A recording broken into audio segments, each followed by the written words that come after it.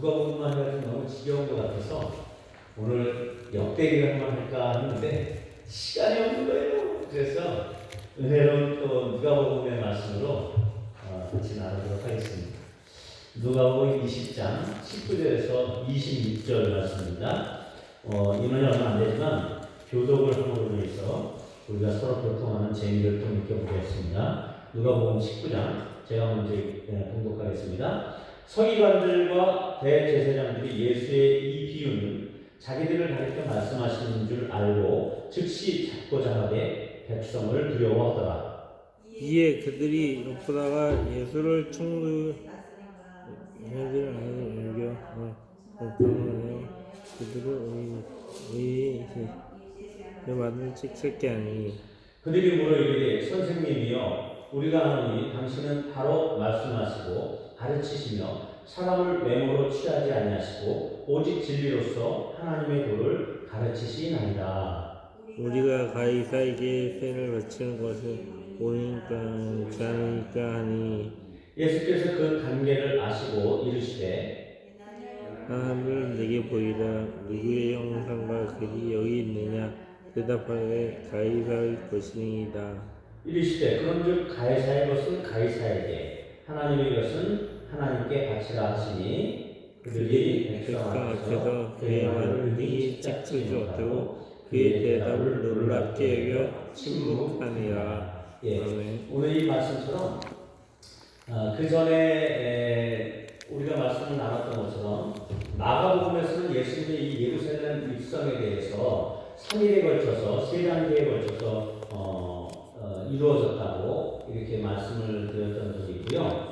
그러면서 예루살렘 입성의 3단계에서 첫째 날에는 지난주에 말씀하신 것처럼 나귀 새끼를 타고 예루살렘 도성을 향해서 입성하시는 메시아의 왕 대신 메시아의 입성을 나타냈었고요. 둘째 날에는 성전에서 장사하는 자들과 그 환전상들, 왜 성전에서 장사하고 환전을 했냐면 이스라엘 민족들은 1년에 3번씩 남자들은 특히 이 예루살렘을 향해서 성전을 향해서 나와서 그 성전에서 예배드리게끔 돼 있단 말이죠. 이때 마치 예수님이 죽으시던 6월절이 가까이 왔기 때문에 많은 사람들이 전국에서 몰려왔단 말이에요. 그래서 제사를 드려야 되는데 그 먼 곳에서 양들을 데리고 오다가 짐승들 데리고 오다가 죽을 수도 있고 그렇잖아요. 데리고 오기도 힘들고 애들까지 있으면 그러니까 그 양들을 그 앞에서 파는 그런 문도 있었고 예루살렘 가운데 양들이 드나드는 문도 있었단 말이에요. 그래서 양의 문이라는 얘기도 있었고 그 다음에 이 성전에서 이것을 재물을 사가지고 오지 못한 사람들을 향해서 재물을 팔고 돈을 바꿔주고 이런 사람들이 있었단 말이에요. 그런데 이 성전 내에서 이 일들이 이루어지고 있었단 말이에요. 바깥에서 이루어진 게 아니고. 그래서 이 성전에서 장사하는 사람들과 이 환전상들을 향해서 예수님께서 채찍으로 치면서 상을 엎어버리시고 이런 일들이 있었죠. 그게 둘째 날이고 셋째 날에는 예수님께서 이런 행동들, 예수님의 모든 행동들에 대해서 이야기하는 건데 이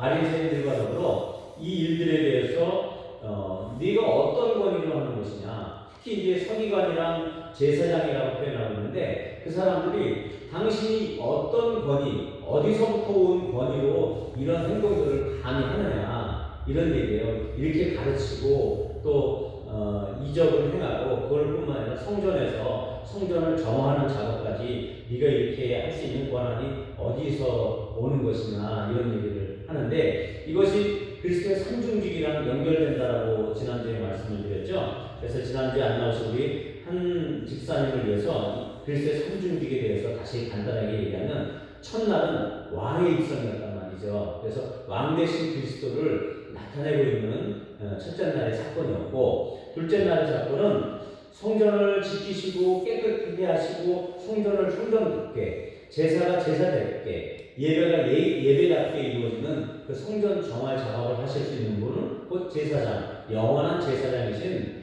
그 제사장으로서의 그리스도를 예표하는 것이었고요. 세 번째 날에는 하나님의 뜻을 대변하고 하나님의 뜻을 백성들에게 가르치는 일을 했던 그 선지자로서의 역할, 그래서 하나님의 것을 가지고 변론하는 그런 모습을 보이신 예수님의 모습을 통해서 선지자로 오신 예수님, 이렇게 삼중직, 왕, 제사장, 그 다음에 선지자로서의 역할을 잘 감당하고 계신 모습을 마지막 이제 십자가에 달리기 전에 예수의 입성과 더불어 이것을 나타내고 보여주시고 있다는 것이죠. 그 중에 셋째 날의 변론은 예수님의 그 지혜로운 답변으로서 당시의 율법과 지식으로는 최고의 사람들인, 최고의 석학들인 그 제사장과 서기관들의 입을 틀어막는 사건이 있었어요. 그 사건이 바로 당신이 무슨 권위로 이런 일을 하는지, 이 권위를 준 이가 누구냐 말하라, 이렇게 얘기하는 거예요. 그래서 예수님이 역으로 질문하죠. 그러면 요한의 세례는 하늘로부터냐 사람으로부터냐 이렇게 물어본 거예요. 그러니까 이 사람들이 어떻게 해요? 못하는 거죠, 대답을. 왜? 하나님으로부터라고 했으면은 이 사람들이 세례요한을 믿지 않았단 말이에요. 이 권력층, 지식이 많았던 이 사람들은 저 광야 끄트머리 요단강가에서 약대 털옷을 입고 메뚜기와 석청을 먹던 그 세례 요한이 사람 같지도 않았고, 그래서 세례 요한에 대해서 인정을 안 했어요. 그래서 그를 믿지가 않았단 말이에요. 모든 백성들은 다 요단강가에 모여서 자기 죄사함의 회개를 믿고 회개하고 이런 일들이 있었는데 그 사람들은 안 믿었단 말이에요. 모든 권력층들은 거기까지 오질 않았어요. 그러니까 이 세례 요한의 그 세례를 가지고 하나님께로부터 온 것이다라고 이 사람들이 그렇게 얘기를 하게 되면 어떻게 되는 거예요? 왜 네가 믿지 않았냐? 이런 질타를 받게 되는 거예요. 그죠? 그러면 사람으로부터다라고 하면은 백성들이 가만히 있지 않는 거예요. 요한은 선지자로 얘기했거든요. 요한이 우리가 생각하는 그렇게 만만한 사람이 아니었어요. 그 광야에서 엄청난 경건 생활의 그 영향으로 그가 말하는 게 권위가 있었고요. 그가 말하니까 회개를 외쳤단 말이에요. 사람들이 회개를 실천을 했어요. 그거 저 광야 구석에서 이렇게 외치는 그 소리가, 그걸 듣고 사람들이 쫓아가서 자기 죄를 뉘우치고 그렇게 회개할 정도로 경건한 사람이었단 말이죠. 그 세례요한을 사람들이 다 인정하는데 그 앞에서 세례 요한의 그 능력은 사람에게로부터 온 거다 그러면 돌마다 죽는 일이란 말이에요. 그러니까 결국은 답변을 못한단 말이에요. 그러니까 예수님도 답할 필요가 없죠.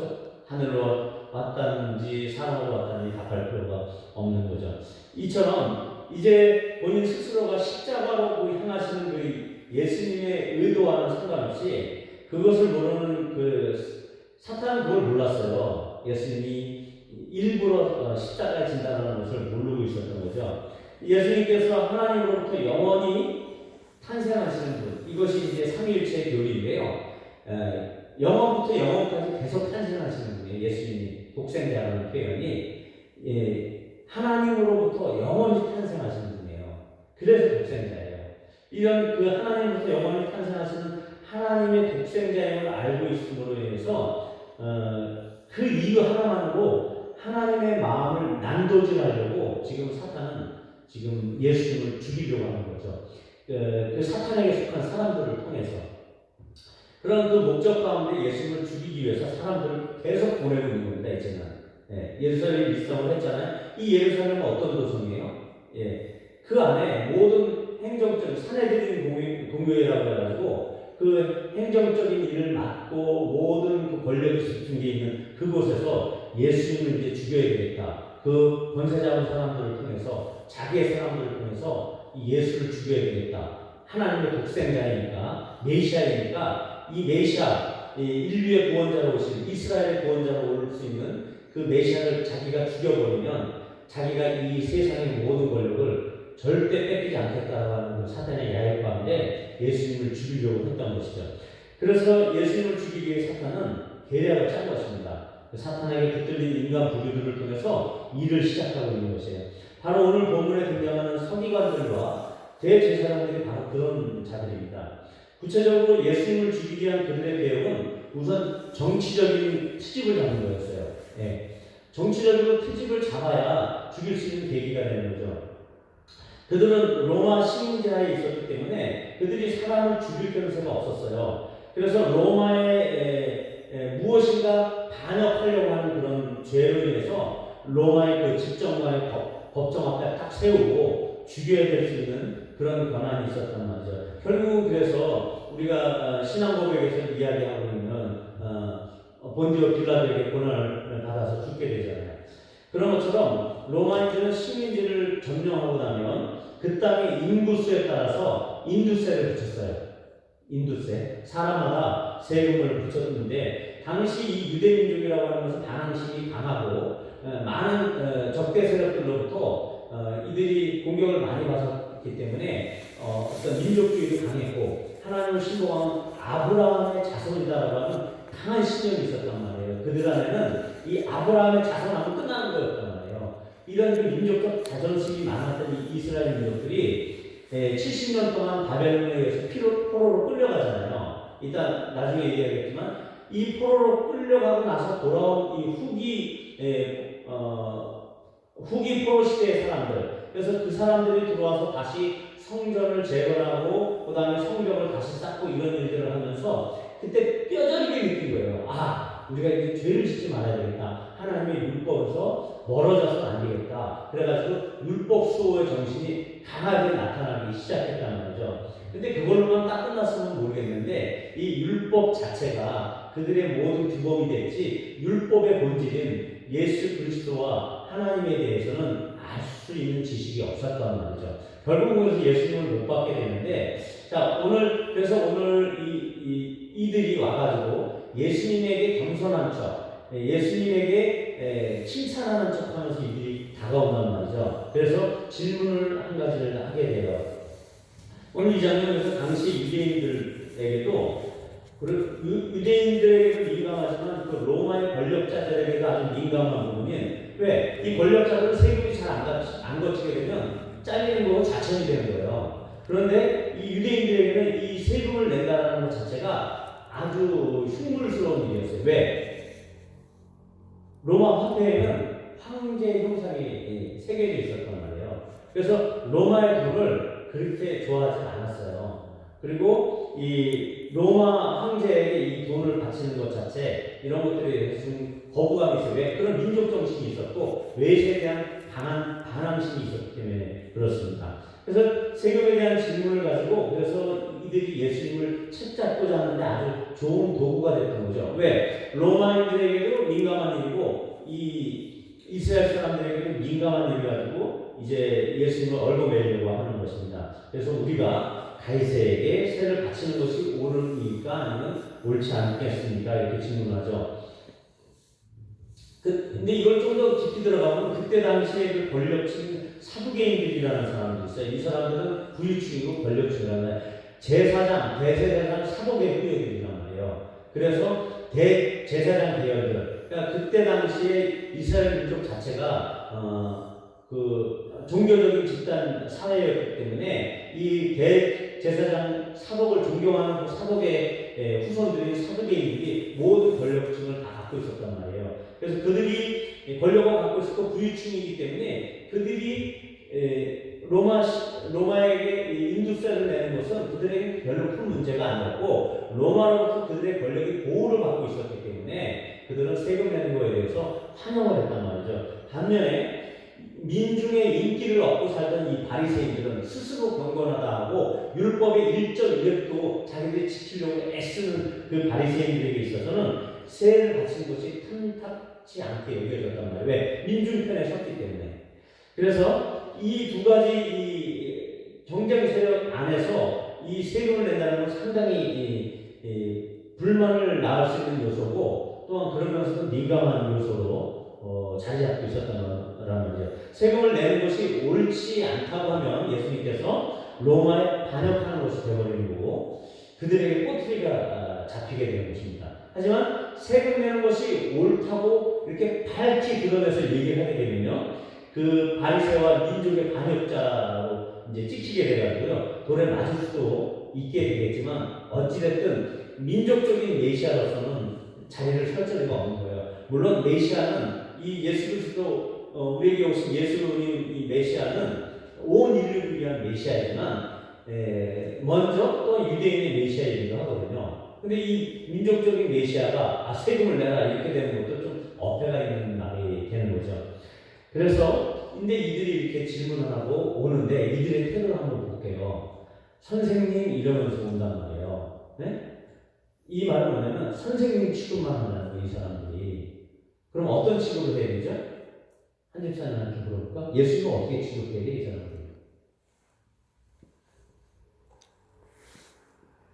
우리를 메시아, 예, 예, 맞아요. 메시아 취급을 해야 되는 거예요. 예. 우리를 구원하시는 메시아, 예? 신적인 메시아를 얘기하거든요. 인간으로서의 사람이 아니라 인자로서의 메시아로 표현을 해야 돼요. 그 의미는 뭐냐면 신적인 능력에 대해서 부각시키면서 말을 해야 돼요, 이 사람들이. 근데 신적인 능력에 대해서 전혀 부각을 하지 않아요. 이 사람들이 오기 전에 바로 예루살렘 입성 전에 베다니에서 있었던 그 죽은 나사로를 살린 사건이 있었잖아요. 그 사건이 있게 됨으로 해서 이 예루살렘 그 성 안에서는 소동이 일어났어요. 아, 저 예수가 사람을 살렸다. 이 얘기들로 시끌벅적한 상태에서도 이 사람들은 예수에게 와서 지금 예수님에게 그런 얘기를 한마디도 안 해요. 예수님의 신적인 얘기, 이적을 한 얘기, 신적 권위에 대한 얘기는 안 하고 뭐라고 얘기하고 있어요, 지금? 뭐라고 얘기죠? 똑바로 말씀하시는 분이에요, 그냥. 옳은 얘기만 하는 분이래요. 잘 보시면요. 그리고 또 뭐, 두 번째로, 그렇게 가르치는 분이래요. 옳은 얘기를 하시는 분일 뿐만 아니라, 그렇게 가르치는 분이라고 나와 있고요. 세 번째로는, 사람을 외모로 취하는 분이 아니래요. 예. 그러니까 옳은 사람이라는 거죠. 이게 인격적으로도 좋은 사람이라는 얘기예요. 사람을 외모로 취하지 않으니까. 오직 진리로서 하나님의 도를 가르치는 분이다. 하나님도 들먹이잖아요. 하나님의 진리를 가지고 잘 가르치는 분이요. 가르치는 분이라 이렇게 아첨의 말을 하면서 다가온단 말이죠. 근데 결국은 예수님을 공경에 빠뜨리려고 하는 교원 음식이죠. 좋은 의도로 다가오지 않는 이런 인간들은 절대로 자기들의 입맛에 그렇게 좋은 대로 사람을 취급하지는 않는 것입니다. 자기의 적이라 싶으면 언제든지 배신할 수 있고 비수를 꽂을 수 있는 그런 사람들. 이들은 단순히 예수님이 행하신 그 메시아적이고 신적인 이적에 대해서는 이야기를 하고 있지 않는 모습을 보여주고 있는 것입니다. 이들은 그저 잘 가르치고 인격적으로 훌륭한 정도로만 예수님에 대한 평가를 한다는 것에 있어서 냉정이 있는 거예요. 절대 최근에 있었던 그로 인해서 예루살렘 소동하고 있었던 이런 나사로의 죽었다 사는 이야기를 할 수가 없는 거죠. 예, 우리도 그런 사람이 아닌가 잘 생각해야 합니다. 예수님을 하나의 좋은 교훈을 가르치는 분, 내게 있어서는 내가 도덕적으로 살라고만 하는 분, 그렇게 생각하고 있다라면 똑같은 입장이에요. 우리 신앙인들의 입장에서도. 예수님은 어떤 분이에요? 지금도 이적을 행하는 분들을 우리가 이해해야 돼요. 지금도 우리의 생생한 삶의 현장에서 우리의 고통과 괴로움을 짊어지시고 그런 괴로움에 대해서 우리와 동일한 체유를 하시며 몸으로 직접 체유하시는 그 체유하시는 감정을 가지고 긍휼의 마음을 가지고 함께 동참하면서 우리의 문제를 해결해 주실 수 있는 천상에 계신 그 하나님께서 이 땅에서도 능히 그 이적을 행하시고 능력을 베푸실 수 있는 분이라는 것을 믿어야 된다는 것이죠. 단순히 교훈으로서 예수님을 믿으면 안 된다는 거죠. 그래서 그럼에도 불구하고 이처럼 예수님은 사탄과 그의 조종자 인간들이 아무리 자기 계획으로 예수님을 죽이려고 해도 결국 그 관계 때문에 돌아가실 분이 아니라는 거예요. 본인 스스로가 자기의 절대적인 주권적 선택에 의해서 그 죽음의 행보를 스스로 결정해서 하실 뿐이지 그들 때문에 그 올무에 얽혀서 죽으실 분이 아니다라는 것을 선포하고 있는 것입니다. 예수님은 스스로 단독적인 결정에 의해서 어떤 인간의 도움도 없이 홀로 묵묵히 우리 인류, 특히 구원 얻을 우리 후사들을 위해서 피 흘림이 없음즉 죄사함도 없느니라라고 하는 이 율법의 그 선언을 성취하기 위해서 오늘 아담 이후의 모든 인류의 죄를 단 한 번에 본인이 처리하시기 위해서 죄 없으신 그 육신에서도 일절 죄가 없으셨거든요. 즉 그 죄 없는 순수한 육신으로서 하나님께 드려지고 그 육신을 쪼개므로 인해서 자기가 제물로 희생제물로 바쳐짐으로 인해서 피 흘림이 없은즉 죄사함도 없다라는 이 성경 구절을 그대로 응하심으로 인해서 모든 인류의 죄를 해결하시는, 그래서 스스로 그 죄값을 치르시기 위한 십자가에 올라가시는 그 일들을 오늘 표현하고 있는 것입니다. 아멘. 절대로 어떤 권력에 의해서, 어떤 힘에 의해서, 어떤 인간에 의해서 결정된 것이 아니고 홀로 우리를 위해서 극진한 사랑 때문에 이 십자가의 일을 홀로 선택하시고 홀로 감당하시면서 그 일들을 감당하셨다는 것이죠. 절대 주권을 가시는 하나님이시기 때문에 스스로 행동하시는 것이고, 십자가를 지시는 그것이 한낱 서기관들이나 사탄에 의해 그분의 작정하신 행보에 방해거리는 안 된다는 것을 말씀하고 있는 것입니다. 또한 이 아까 말씀을 보면 가이사의 것은 가이사에게, 하나님의 것은 하나님에게 라고 하는 이 말 안에서 예수님의 이 대답 안에는요, 너희들은 누구의 통치를 받고 있는가라고 하는 질문을 던지고 있는 것입니다. 예, 데나리온 하나를 내게 보이라 그리고 가져오게 하신단 말이에요. 그죠? 데나리온은 어떤 화폐라고 그랬죠? 로마의 화폐로서 하루에 일꾼들이 일하는 하루의 품삯이라고 했잖아요. 예, 그 데나리온 하나를 가져오라고 거기에 가장 잘 통용하는 그 화폐였단 말이에요. 흔한 화폐인데 여기에 누구의 형상과 글이 새겨져 있느냐 이렇게 물어본단 말이에요. 이 사람들이 몰랐을까요? 그렇죠? 알았단 말이죠. 그 의미는 뭐냐면 너희들도 내고 있잖아. 그 얘기를 하는 거예요. 예수님이 한편으로는. 네. 너 잘 알고 있는 거잖아. 자기들이 뜨끔하는 거예요 지금. 너희들도 내면서 왜 그런 얘기를 나한테 질문하니? 분명히 그거 나와 있는 거잖아요. 누구의 형상이 있다고 그랬죠? 가이사의 형상.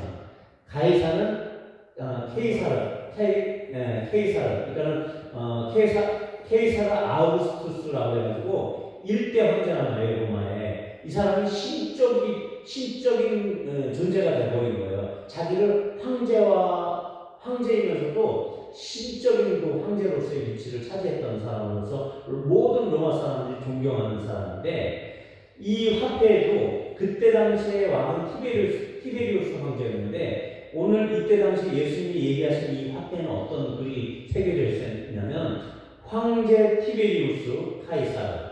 이 카이사르가 고유명사에서 이제는 보통명사로 바뀐 거예요. 모든 왕들, 신적인 권세를 가진 황제들에게 카이사르라고 하는 말이 붙여지게 됐단 말이에요. 그러니까 이 티베리우스 황제의 시대에 황제 티베리우스 카이사르, 이게 카이사르가 따라 붙었죠. 신적인 아우구스토의 존엄한 아이들, 이렇게 표현하고 있단 말이에요.